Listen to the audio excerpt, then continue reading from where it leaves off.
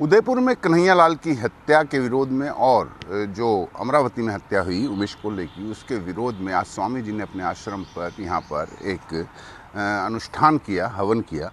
स्वामी जी, क्या मकसद था इस अनुष्ठान का? इस हवन आज देखिए, स्वामी विवेकानंद जी का एक तो पुण्यतिथि है, दूसरी जिस प्रकार से इस्लामिक जिहादी आतंकियों ने कन्हैयालाल को की हत्या कर दी बेरहमी से, और दूसरी महाराष्ट्र में हो गया, अमरावती में घटना हो गई और पूरे देश में कहीं ना कहीं एक तनाव की स्थिति है।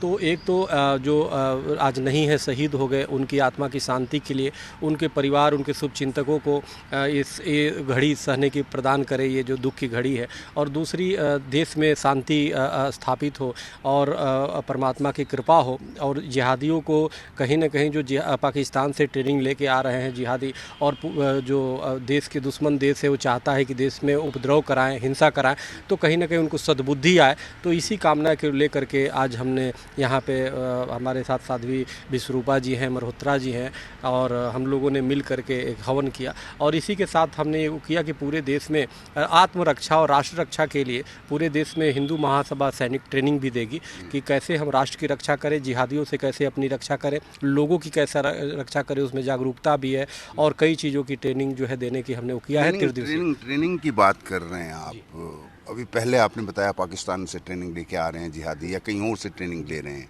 तो आप भी उसी कदम पर नहीं चल रहे हैं? ट्रेनिंग देके आपस में ये मामला और बढ़ेगा नहीं इससे? नहीं, मामला इससे नहीं बढ़ेगा। हम उसको जो बनाएंगे वो राष्ट्रवीर बनाएंगे, राष्ट्रवीर उसका नाम दिया है। और राष्ट्रवीर वो अग्निवीर बना रही है, आप राष्ट्रवीर बनाएंगे। राष्ट्रवीर के माध्यम से वो जो राष्ट्रवीर की 3 दिवसीय जो हमारी ट्रेनिंग होगी, उसमें राष्ट्र के प्रति जो भी ऐसे एलिमेंट है, जैसे जो ट्रेनिंग लेके आते हैं, आतंकवाद और देश और समाज में नफरत फैला रहे हैं, उनसे कैसे निपटा जाए, उनको चिन्हित करके पहले ही अगर जो हम थाने में और पुलिस को मदद अगर हम करें तो शायद वो पकड़े गए थे। अब 26/11 उस पर लिखा था, उस पर गाड़ी पे प्लेट पे, यानी वो पहले से जिहादी था, वो वीडियो बनाता था। अगर वो पहले से जागरूक होता समाज तो निश्चित रूप से वो गिरफ्तार हो गया होता, आज ये कांड कन्हैयालाल हमारे बीच में होते। तो इन सब की जागरूकता के लिए हम राष्ट्रवीर का निर्माण करेंगे। पूरे देश में हिंदू महासभा राष्ट्रवीर की ट्रेनिंग देगी, और हर प्रकार से आत्मरक्षा कैसे करोगे, दूसरे की रक्षा कैसे करोगे, और उसको करके और पूरे देश में हमारी ट्रेनिंग अब चलेगी। बहुत अच्छा कदम रहेगा ये। लेकिन स्वामी जी, जिस दिन नुपुर शर्मा की अगर हम बात करें, नुपुर शर्मा को सुप्रीम कोर्ट जज ने अच्छे से फटकार लगाई थी, उस दिन सबसे पहले बयान जो आए थे उनमें एक आपका बयान भी आया था। आपने सुप्रीम कोर्ट के बयान पर ही सवाल उठा दिए थे।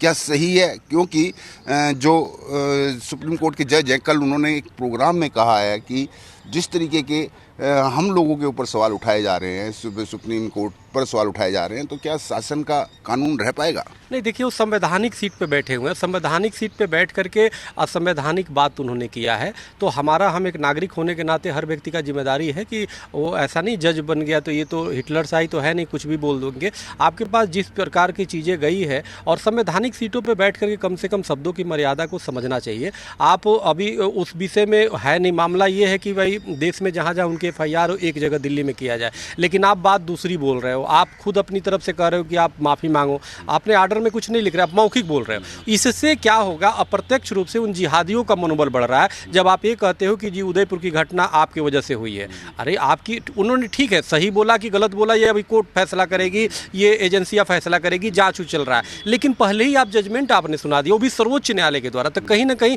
सर्वोच्च न्यायालय गलत नहीं है, व्यक्ति गलत होता है। और हमने तो मांग किया है, हमने तो कल भी मांग किया कि प्रधानमंत्री जी और महामहिम राष्ट्रपति जी, इन पे अगर जो आवश्यकता पड़े तो महाभियोग भी लगाइए, अगर शब्द वापस नहीं लेते, क्योंकि छोटी बात नहीं है। अगर इस तरह की बयानवीर अगर जो हो जाएंगे सुप्रीम कोर्ट ने भी, तो देश का क्या होगा? हर व्यक्ति अपने इंटेंशन में कोई पूर्वाग्रह से ग्रसित होकर कुछ भी किसी को बोल देगा, तो उसकी अब तो नुपुर शर्मा को और भी जान के खतरे हो गए हैं, और जिहादियों का मनोबल बढ़ गया है। अब तो किसी का गर्दन काटेंगे कि भाई सुप्रीम कोर्ट ने हमें तो बोला है कि हम उन्हीं से पीड़ित है। एक तो उन्होंने पीड़ित अपने को दर्शा रहे हैं और यही कह रहे हैं कि हमारे साथ अन्याय हो रहा है, तो आप उसमें आग में घी डालने का काम किए। तो हमारा ये मानना है कि आप बोलो, नुपुर शर्मा अगर गलत किया तो उसको सजा मिले, जो भी हो। सुप्रीम कोर्ट को लगा उसने उस समय, क्योंकि नुपुर शर्मा से मामला चल रहा था, उसके हिसाब से उसने कुछ बोला। लेकिन जिस तरीके की बयानबाजी हो रही है, चाहे वो राजस्थान में हो रही है, दिल्ली में बैठे नेता कर रहे हैं, राजस्थान में बैठे नेता कर रहे हैं, कहीं और बैठे हुए नेता कर रहे हैं, या कुछ स्वामी भी कर रहे हैं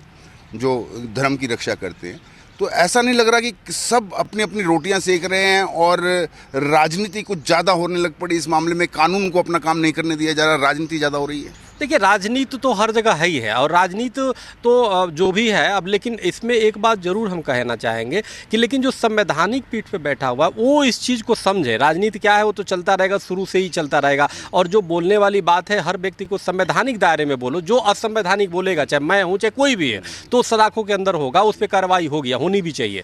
लेकिन हम नुपुर शर्मा, हम खुद ही, हमें जब पीके फिल्म आमिर खान ने बनाया, आप बताओ, भगवान शिव का अपमान किया, हमने तो गर्दन जाके नहीं काट दिया उसका, और लोगों हिंदू संगठनों ने तो नहीं काट दिया।